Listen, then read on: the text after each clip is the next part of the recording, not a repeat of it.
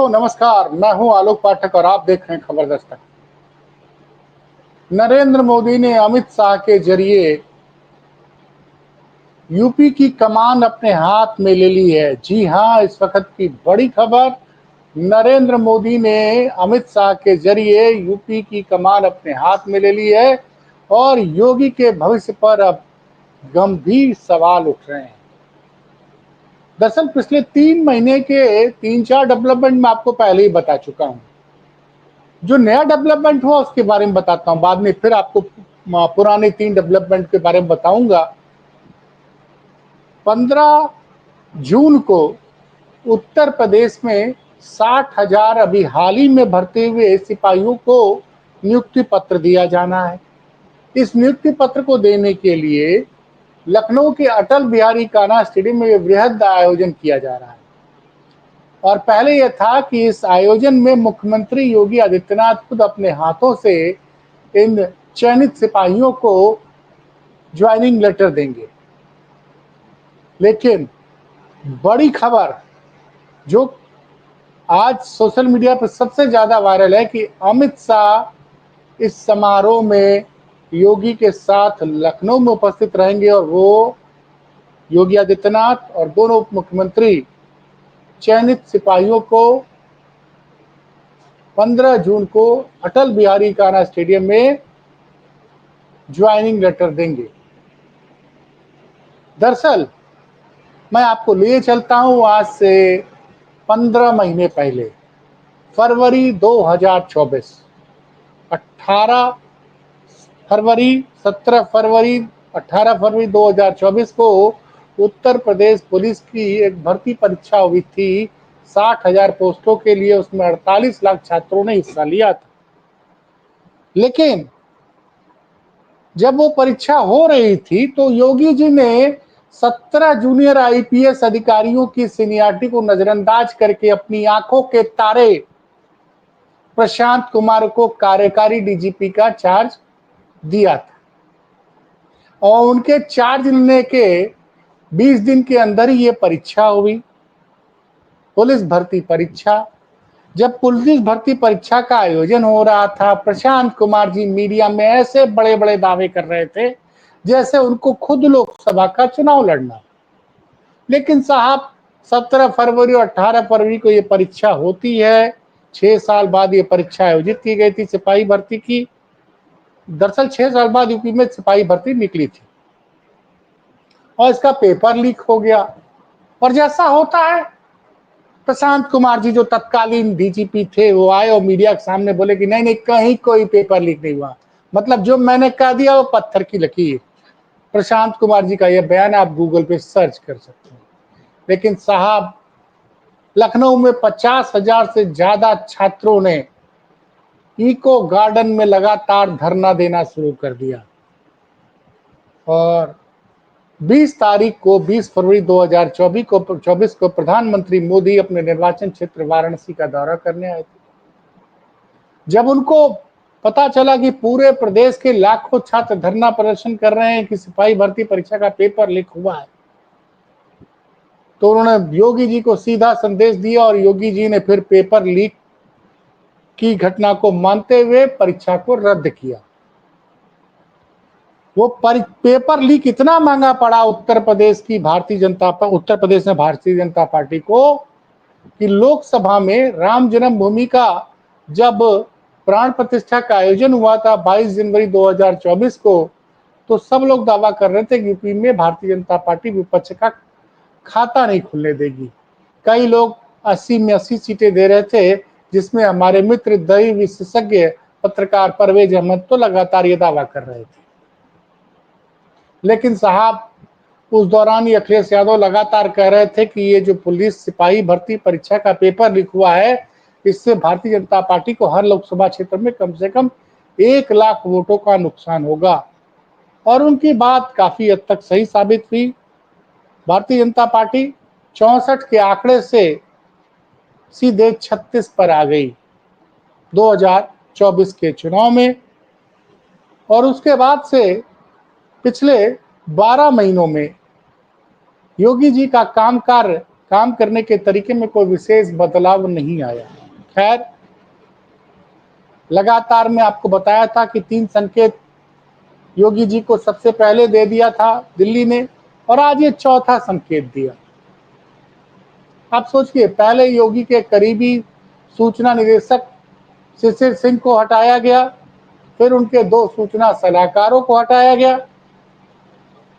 तो लगातार संकेत आ रहे हैं, और उसके बाद योगी जी चाहते थे, तीसरा संकेत तब मिला जब योगी जी चाहते थे कि तत्कालीन कार्यकारी डीजीपी प्रशांत कुमार जी को सेवा विस्तार मिले, लेकिन केंद्र ने सेवा विस्तार नहीं दिया। और प्रशांत कुमार और उनकी टीम ने, प्रशांत कुमार के पास एक बहुत बड़ी मीडिया टीम है भाई साहब, उस टीम ने ऐसा भौकाल बनाया था कि 31 मई को शाम को 8 बजे तक लोग कह रहे थे कि प्रशांत कुमार को एक्सटेंशन मिल जाएगा।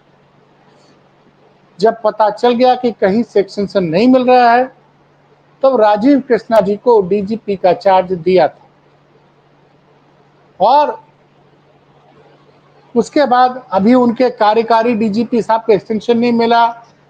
प्रशांत कुमार जी रिटायर होके घर गए, और 15 जून को एक बड़ा आयोजन था। आप समझिए योगी की टीम किस तरह से काम करती थी। योगी की टीम जब पिछले साल 2023 में मध्य प्रदेश, छत्तीसगढ़, राजस्थान में भारतीय जनता विधानसभा के चुनाव हुए और तीनों राज्यों में भाजपा ने प्रचंड जीत हासिल की, तो योगी की टीम ने अखबारों में लिखवाया था कि उस दिन रविवार के दिन एक नए आदित्य का उदय हुआ।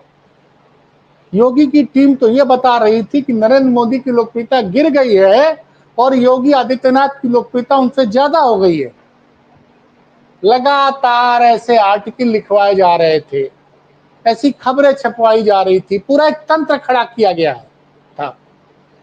अब सोचिए, जिस आदमी को नरेंद्र मोदी के बाद भारत का प्रधानमंत्री बताया जा रहा था योगी की टीम के द्वारा,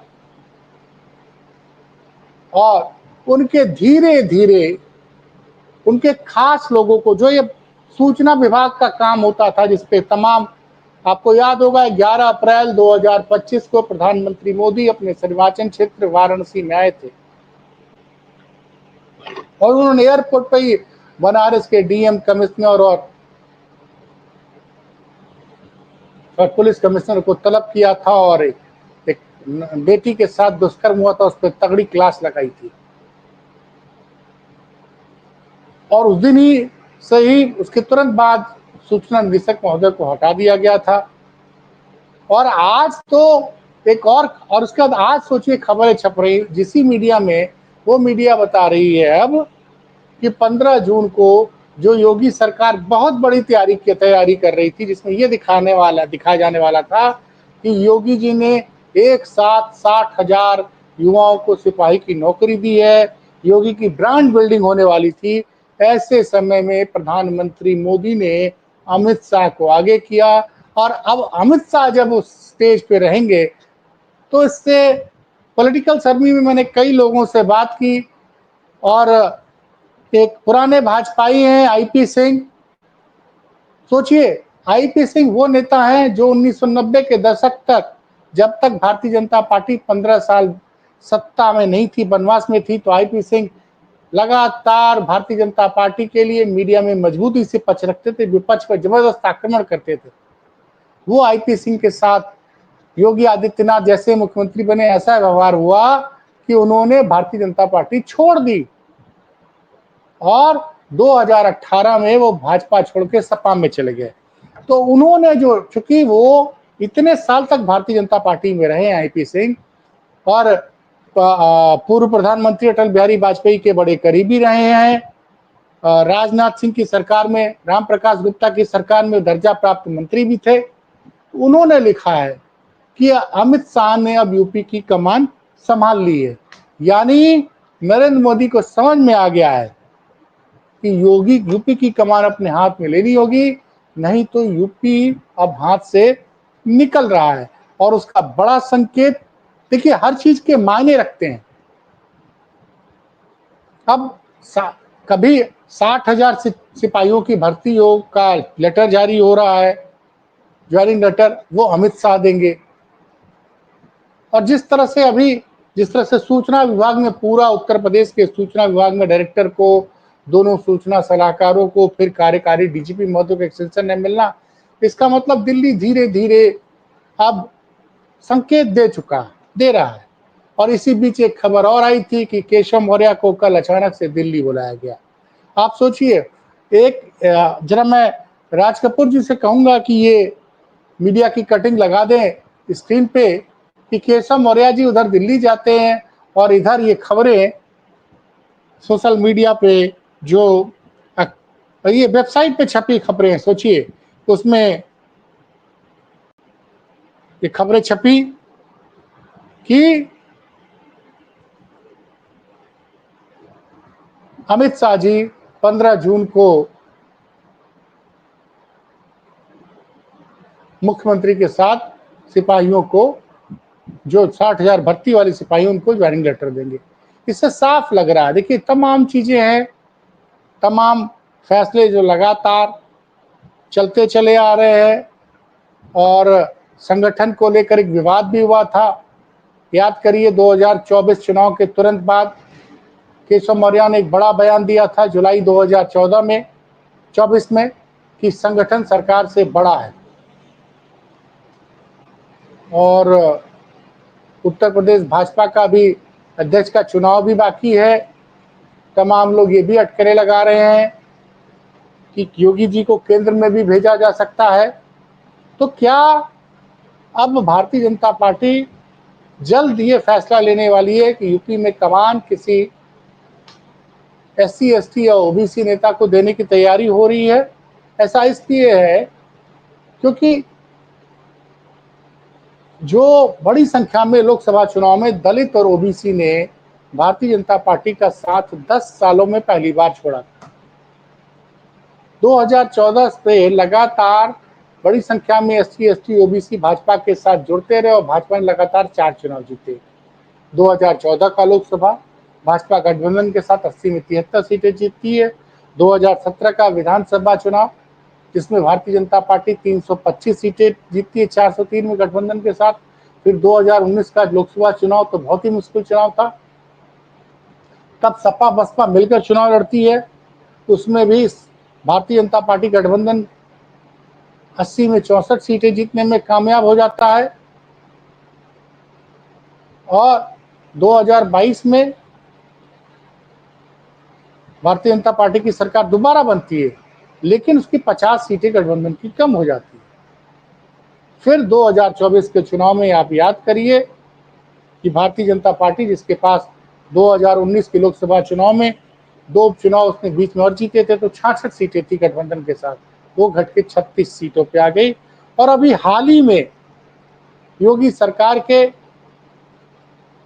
गठबंधन के बड़े चेहरे, निषाद पार्टी के राष्ट्रीय अध्यक्ष डॉक्टर संजय निषाद ने कहा कि भारतीय जनता पार्टी में बहुत सारे विभूषण हैं, इनकी वजह से भारतीय जनता पार्टी को पिछले लोकसभा चुनाव में 30 सीटों का नुकसान उठाना पड़ा और कई गंभीर आरोप हैं। इसलिए अब चूंकि विधानसभा चुनाव में की अधिसूचना जनवरी 2027 में जारी हो जाएगी, तो देखा जाए तो 17-18 महीने का समय है। और केंद्र सिपाही भर्ती की परीक्षा से जो पेपर लीक हुआ था 2024 में, तो ये ज्वाइनिंग दे के जनता की नाराजगी दूर करना चाहती है। और हो सकता है जल्द ही योगी जी की जगह किसी ओबीसी या दलित को उत्तर प्रदेश का मुख्यमंत्री भी भारतीय जनता पार्टी बना सकती है। और चूंकि निगाहें भारतीय जनता पार्टी की अभी हाल ही में चुनाव होने हैं, बिहार में चुनाव होना है, उसका बंगाल में भी चुनाव होना है। बंगाल में बड़ी संख्या में दलित वोटर हैं, तो दलित ओबीसी को संदेश देने के लिए, और जिस तरह से यूपी में कानून व्यवस्था में की जो स्थिति है, उसमें दिन पर दिन स्थिति गंभीर होती जा रही है। और लगातार आपको पता है कि पिछले कई दिनों से लाखों छात्र धरने पे बैठे हुए हैं क्योंकि शिक्षकों की कोई भर्ती नहीं आई है। तो समाज में जबरदस्त आक्रोश है। अब तक योगी के शासनकाल में 24 परीक्षाओं के पेपर लीक हो चुके हैं, उसका एक अलग है। और अभी एक और वीडियो मैं करूंगा।